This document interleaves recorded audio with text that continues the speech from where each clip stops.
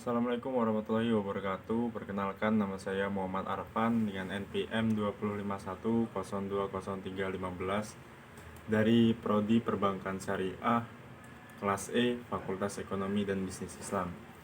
Di sini saya akan memaparkan proposal penelitian saya yang berjudul Pengaruh Beban Kerja terhadap Kepuasan Kerja dengan Stres Kerja sebagai variabel mediasi pada Bank Syariah Indonesia. Studi empiris pada Bank Syariah Indonesia Provinsi Lampung. Selanjutnya ke penegasan judul. Penegasan judul beban kerja. Mufijat 2004 mendefinisikan beban kerja sebagai volume dari hasil kerja atau catatan tentang hasil pekerjaan yang dapat menunjukkan volume yang dihasilkan oleh sejumlah pegawai dalam suatu bagian tertentu.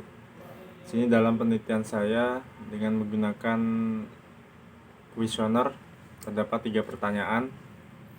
Yang pertama, saya terbebani dengan jam kerja yang diberikan kepada saya. Dan selanjutnya yang kedua pertanyaan yaitu saya terbebani dengan terlalu padatnya pekerjaan sehingga mengurangi waktu istirahat. Kemudian pertanyaan yang ketiga yaitu saya terbebani dengan pekerjaan yang di luar kemampuan saya.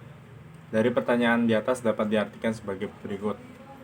Jawaban responden tentang saya terbebani dengan jam kerja yang diberikan kepada saya. Responden menjawab setuju sebanyak 14 orang atau 28%. Yang ini berarti pegawai menganggap jam kerja yang diberikan tidak membebani mereka. Dan yang kedua, jawaban responden tentang saya terbebani dengan terlalu padatnya pekerjaan sehingga mengurangi waktu istirahat. Responden menjawab setuju sebanyak 31 orang atau 62%.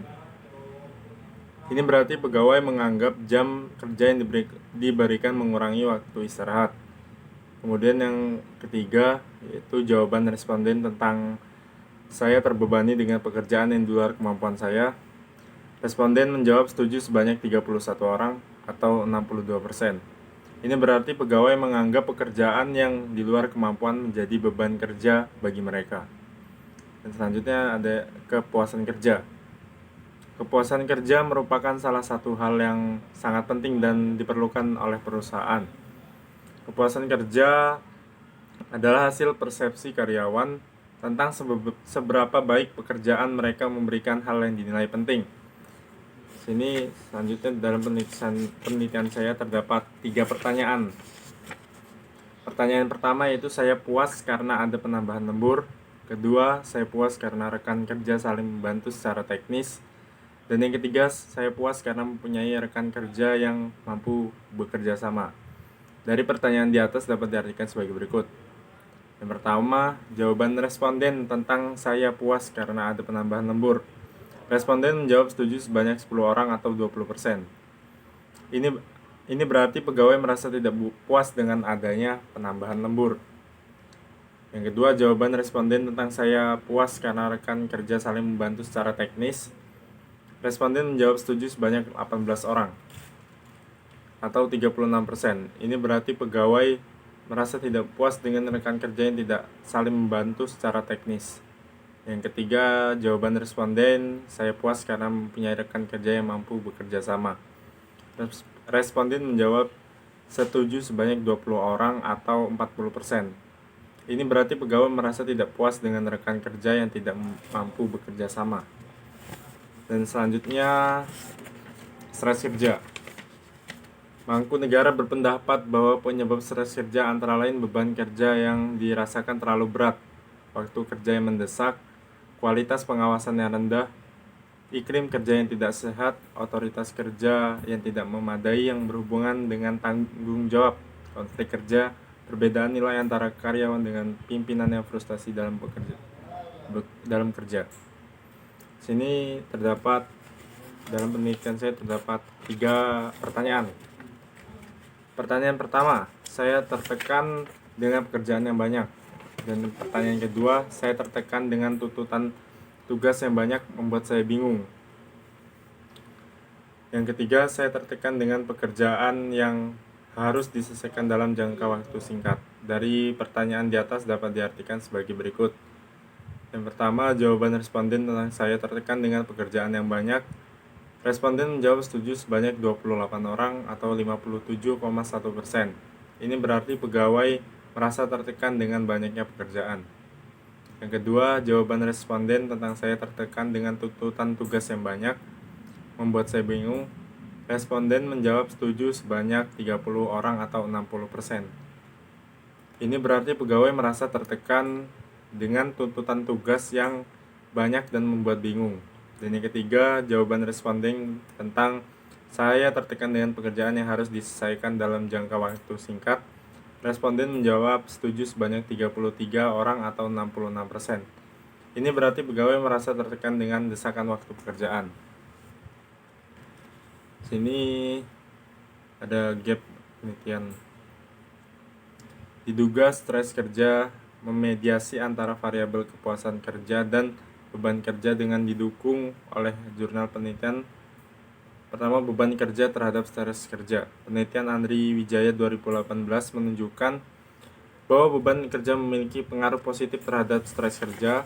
Hal ini menunjukkan bahwa semakin tinggi beban kerja, semakin tinggi pula tingkat stres kerja. Pada penelitian lain juga dilakukan oleh Mikda Arats Kusnadi 2014. Hasil penelitian menunjukkan ada hubungan positif antara beban kerja dengan stres kerja. Yang kedua, stres kerja terhadap kepuasan kerja.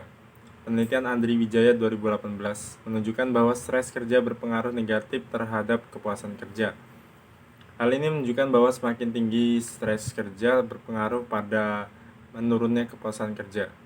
Pada penelitian lain juga yang dilakukan oleh Dini Ramadhania tahun 2010, berdasarkan penelitian yang telah dilakukan didapatkan hasil bahwa stres kerja tidak secara signifikan mempengaruhi kepuasan kerja. Dan selanjutnya itu landasan teori. Ini grand teori yang digunakan dalam penelitian ini adalah manajemen. Sebuah organisasi, baik itu organisasi baru maupun organisasi yang lama, dalam menjalankan aktivitasnya perlu ditata agar dapat berjalan dengan baik sehingga tujuannya dapat tercapai. Lanjutnya di sini teori beban kerja. Menurut Firdaus 2017, beban kerja merupakan kelompok atau sejumlah fungsi yang harus dijalankan oleh unit organisasi atau pejabat dalam waktu tertentu. Sedangkan menurut Saifullah tahun 2017, beban kerja seseorang ditentukan menurut standar kerja perusahaan dia bekerja. Beban kerja yang terlalu tinggi atau terlalu rendah berdampak efisiensi kerja terlalu sedikit. Beban kerja tidak berarti apa-apa. Pekerjaan tambahan surplus ini membuat organisasi membayar lebih banyak pekerja untuk produktivitas yang sama, jumlah karyawan sedikit. Mungkin ada kelelahan fisik dan psikologi karyawan dikemukakan dari sudut pandang. Dan selanjutnya di teori kepuasan kerja. Menurut Rifai 2015, kepuasan kerja pada dasarnya merupakan sesuatu yang bersifat individual. Setiap individu memiliki tingkat kepuasan yang berbeda-beda sesuai dengan sistem nilai yang berlaku pada dirinya. Makin tinggi penilaian terhadap kegiatan dirasakan sesuai dengan kegiatan individu, maka makin tinggi kepuasan terhadap kegiatan tersebut. Selanjutnya menurut Strisno 2016, kepuasan kerja adalah suatu sikap karyawan terhadap pekerjaan yang berhubungan dengan situasi kerja. Kerja sama antar karyawan, imbalan yang diterima dalam hal kerja, dan hal-hal menyangkut faktor fisik dan psikologis. Karyawan yang tidak memperoleh kepuasan kerja tidak akan pernah mencapai kepuasan psikologis dan akhirnya akan timbul sikap atau tingkah laku negatif dan menimbulkan frustasi. Sebaliknya, pegawai yang terpuaskan akan dapat bekerja dengan baik, penuh semangat, aktif, dan dapat berprestasi lebih baik dari karyawan yang tidak memperoleh kepuasan kerja. Selanjutnya di sini ada teori beban kerja. Teori stres kerja. Menurut Borkowski 2013, stres merupakan proses yang kompleks dan sangat personal. Dengan demikian, tingkat stres pada individu dapat sangat beragam, bahkan dalam situasi sama, karena kemampuan seseorang berbeda dalam menghadapi berbagai bentuk dan tingkat stres. Sedangkan menurut Bismala tahun 2015, stres kerja adalah suatu kondisi di mana terdapat satu atau beberapa faktor di tempat kerja yang berinteraksi dengan pekerja sehingga mengganggu kondisi fisiologis dan perilaku. Dan selanjutnya di sini lanjut di kerangka penelitian dengan beban kerja sebagai X, kepuasan kerja sebagai Y, dan stres kerja sebagai M. Pengaruh beban kerja terhadap stres kerja.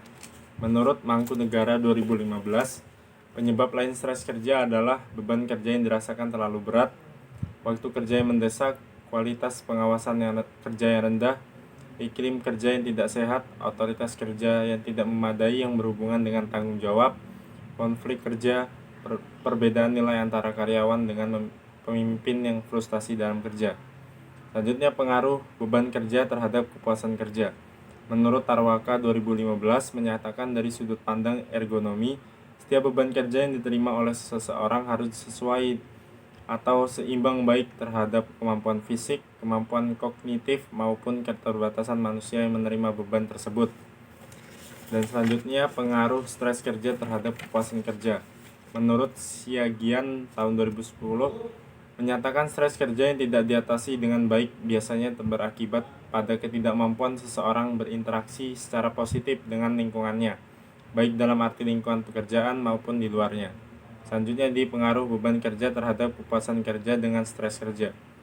Menurut penelitian yang dilakukan oleh Yo dan Surya tahun 2015 dengan judul pengaruh beban kerja terhadap kepuasan kerja dengan stres kerja sebagai variabel mediasi, menunjukkan bahwa beban kerja berpengaruh negatif terhadap kepuasan kerja dengan stres kerja sebagai variabel stres kerja, kepuasan kerja mediasi. Artinya, apabila beban kerja tidak terlalu tinggi, akan berpengaruh terhadap berkurangnya stres kerja serta umpan balik yang positif perlu diberikan untuk meningkatkan kepuasan kerja. Di sini hipotesis DH1, ada pengaruh beban kerja terhadap stres kerja pada Bank Syariah Indonesia. H2, ada pengaruh beban kerja terhadap kepuasan kerja pada Bank Syariah. H3, ada pengaruh stres kerja terhadap kepuasan kerja pada Bank Syariah Indonesia. H4, ada pengaruh beban kerja terhadap kepuasan kerja dengan stres kerja sebagai variabel mediasi pada Bank Syariah Indonesia. Ini selanjutnya di metode penelitian. Jenis penelitian. Penelitian ini menggunakan metode kuantitatif. Penelitian kuantitatif merupakan penelitian yang digunakan untuk memperoleh wawasan data, memecahkan masalah, dan lakukan dengan cara mengumpulkan data yang sistematis berupa angka-angka. Nasihudi dan Ghazali tahun 2012. Dalam penelitian kuantitatif, peneliti hanya dapat menggunakan variabel dari objek yang dipilih dan pengukuran yang instrumentalnya. Saibani tahun 2008. Penelitian ini menggunakan metode kuantitatif untuk mengetahui pengaruh kemudahan pada karyawan Bank Syariah Indonesia dengan stres kerja sebagai variabel mediasi. Lokasi penelitian. Lokasi penelitian merupakan suatu tempat atau wilayah di mana peneliti melakukan kegiatan penelitian untuk memperoleh data-data yang diperlukan. Penelitian ini akan dilakukan di Kota Bandar Lampung, Provinsi Lampung. Selanjutnya, sumber data. Penelitian menggunakan data primer adalah data yang dikumpulkan langsung dari peneliti dalam bidang atau subjek. Siregar tahun 2017. Untuk mendapatkan data dilakukan dengan penyebaran kuesioner kepada karyawan Bank Syariah Indonesia di Bandar Lampung mengenai dengan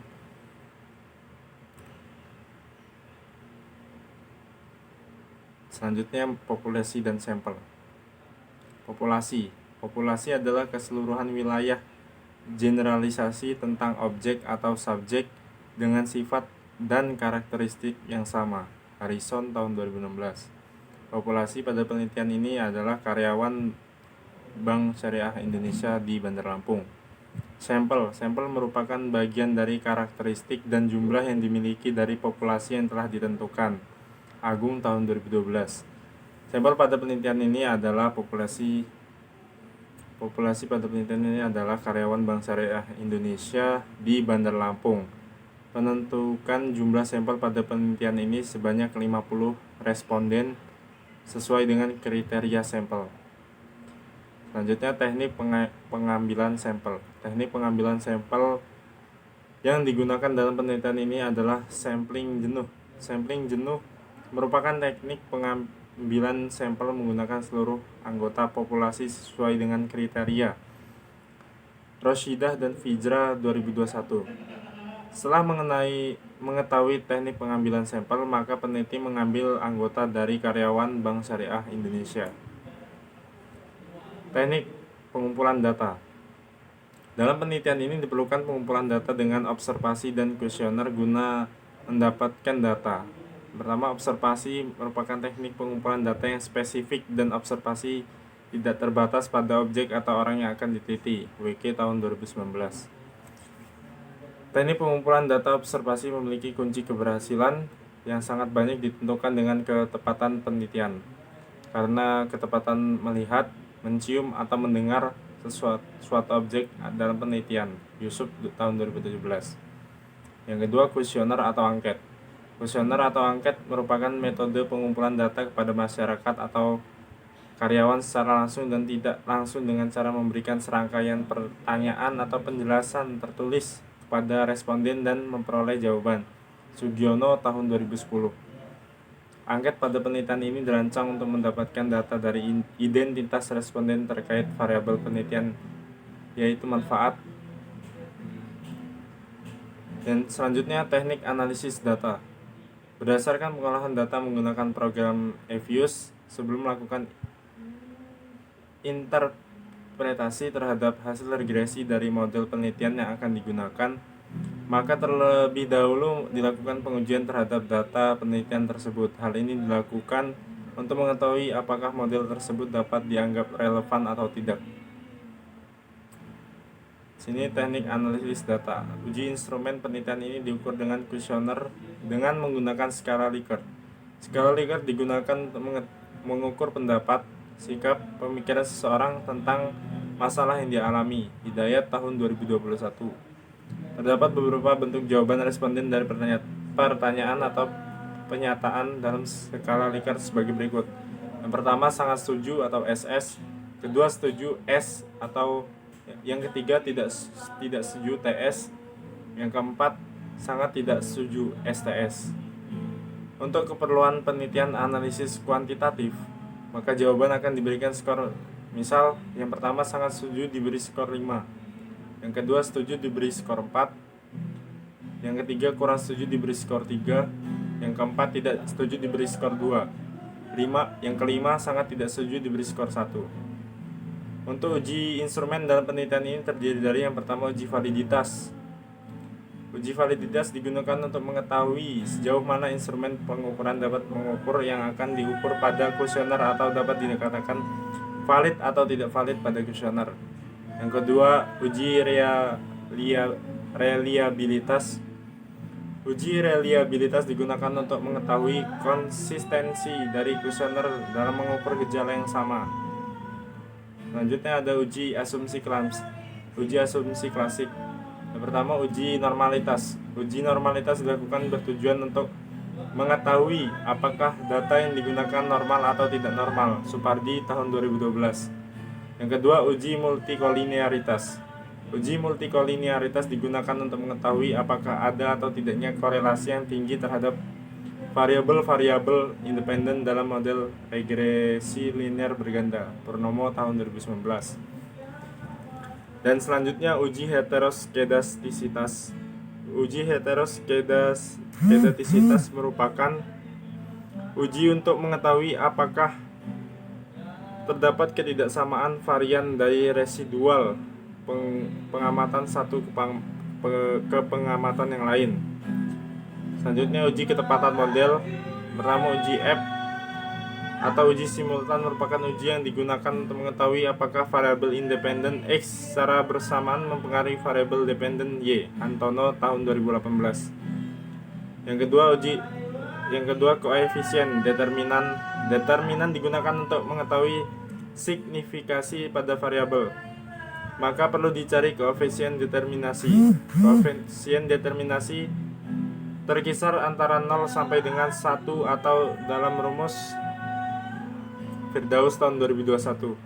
Analisis regresi linear berganda. Analisis linear berganda merupakan suatu alat analisis pada statistika yang digunakan untuk mengetahui ada atau tidaknya pengaruh dua variabel. Selanjutnya ada uji hipotesis. Uji statistik T memiliki tujuan untuk menetapkan dasar dalam suatu keputusan apakah menerima atau menolak kebenaran dari asumsi atau pernyataan yang telah dibuat. Arifin tahun 2017. Sekian dari pemaparan proposal skripsi saya. Bila ada salah-salah kata saya mohon maaf. Saya akhiri, wabillahi taufik wal hidayah. Wassalamualaikum warahmatullahi wabarakatuh.